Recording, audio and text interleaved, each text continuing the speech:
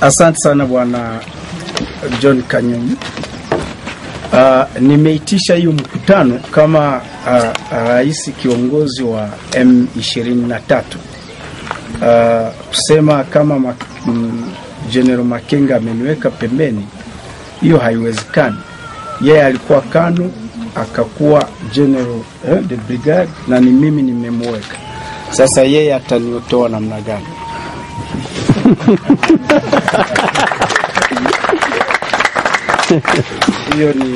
hiyo ni ila alitaka kufanya ni yenye wanaita kwa Kifaransa putsch au coup d'etat, mapinduzi, lakini ameshindwa, na kushindwa kwake imetuma tunamuondoa madarakani.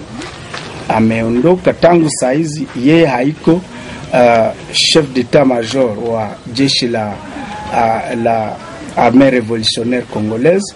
Tangu saizi mwenye alikuwa makamu wake General de Brigade Baudouin Ngaruye, ni yeye anasimamia jeshi la M23. Ni yeye anafanya interim. Yeye hapa, naomba mpige makofi.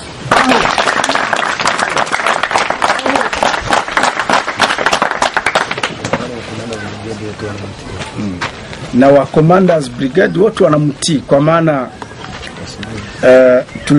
tulikuwa na brigade 9.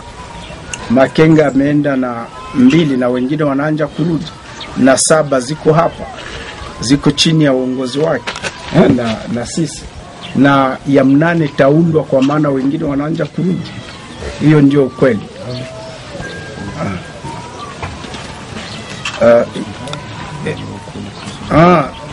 Ukweli kuhusu Bosco Ntaganda, nawaza tangu mwanzo, kama tunakumbuka vizuri, ukakumbuka gisi Kinshasa ilikuwa nasema watu katika diskuru zao walikuwa nasema watu wa Ntaganda.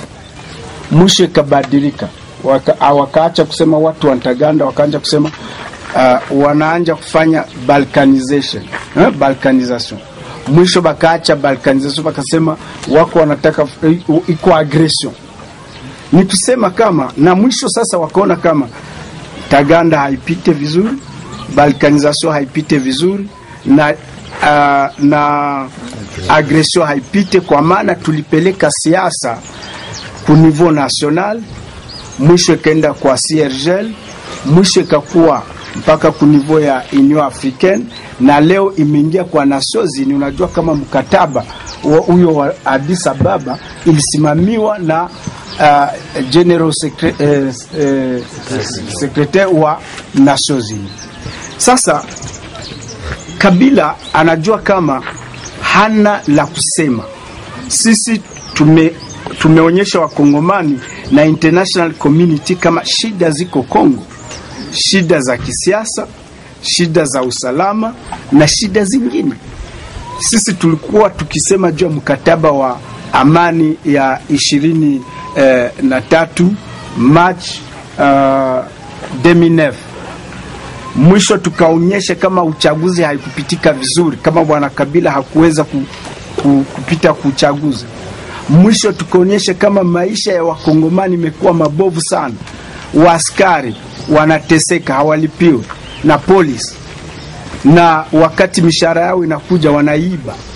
Tukaonyesha gisi wafanyakazi ya Kongo hawalipi wake. Tukaonyesha kama hakuna barabara, hakuna masomo na hakuna hospital.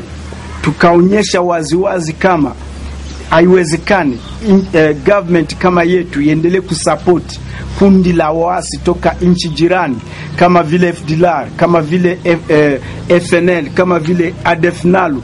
Tukaonyesha kama wale wanavamia mashariki ya Kongo na wananyanyasa, wanabaka wanawake na wanapora mali na wanasumbua nchi jirani. Tukaonyesha kama haiwezekani mambo kama hayo yaendelee. Pia tulikuwa tukionyesha kama haiwezekani wakimbizi Wakongomani wabaki mwinchi jirani, wengine miaka 10, miaka 18, miaka 15 na hawarudi. Hizo shida Kabila hajazistatua. Sasa ameona kama shida leo imekuwa siasa. Haiko tena watu wa Ntaganda, haiko balkanization na haiko nchi jirani na kuja kwa agrese. Akaona kama afanye distraction kidogo. Kufanya distraction ni kuonyesha kama yeye kwa international community kama yeye anataka kushika Ntaganda, na sisi tunatumika na Ntaganda, anatumikisha Makenga kwa kumpa pesa. Acha nikumbushe kitu moja. Si unajua kama bwana Ntaganda walitumika na Nkunda miaka 4 na miaka 5 na walikuwa na bwana Makenga sultani. Mwisho Ntaganda akatumika miaka 4 na Kabila, na walikuwa pia na Makenga ile wakati Makenga alikuwa kama makamu wake kule Sud Kivu. Mbone hakumshika Kabila, hakumshika Makenga, hakumshika, na wote waliendelea kusema kama Ntaganda hana shida. Na Kabila mwenyewe alisema yeye anajua kwenye Ntaganda iko na atakapotaka kumshika atamshika. Tangu alisema hivyo Goma mbele yenu nyinyi wapasha habari. Mbona mumuulize Ntaganda iko wapi? Bwana Makenga mwenyewe alisema kama walipomuuliza akasema Ntaganda iko Masisi, tanto iko Masisi, na Kabila ndio anamweka. Sasa mwezi mmoja imepita tu. Sasa kama Ntaganda alitoka Masisi akakuja hapa kwa eneo yenye M23 inaongoza, yeye alikuwa na jeshi, kwa nini hakumshika? Leo juu tumesema mambo ya rushwa na alitaka tupeleke hivyo.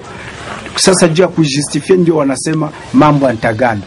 Siamini kama Kabila wala Makenga wana lazima ya kuweza kushika Ntaganda.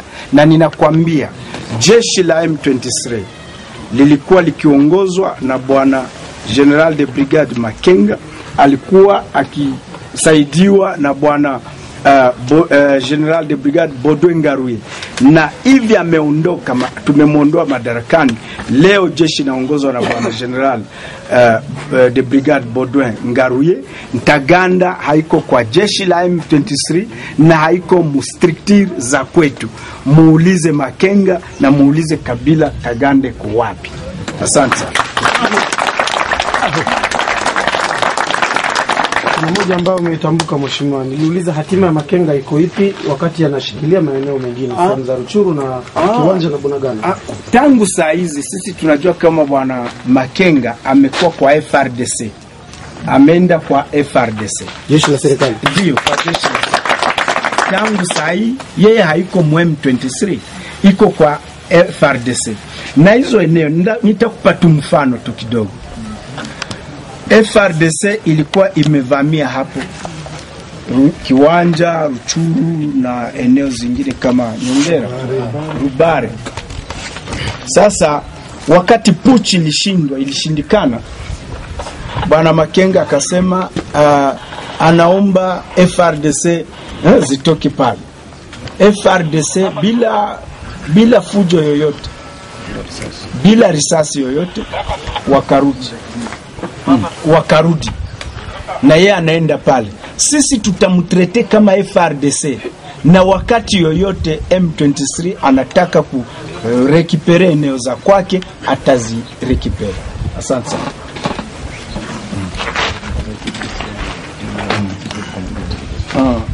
Pour ce qui concerne Alain, la question de M. Alain Alam, pour ce qui concerne la délégation qui est à Kampala, je tiens d'abord à vous dire que je suis celui qui avait signé la lettre d'accréditation de tous ceux-là qui négocient à Kampala. Et j'ai dit que jusque-là, cette délégation est conduite par le secrétaire exécutif, M. François Ruchokoza. Il est le seul à engager les M23 et la délégation. Les restes qui sont là, qui sont sur cette délégation-là, vont rester. Mais pour raison d'efficacité, nous avons rappelé M. Bertrand Bissimo et M. Désiré Roukomera.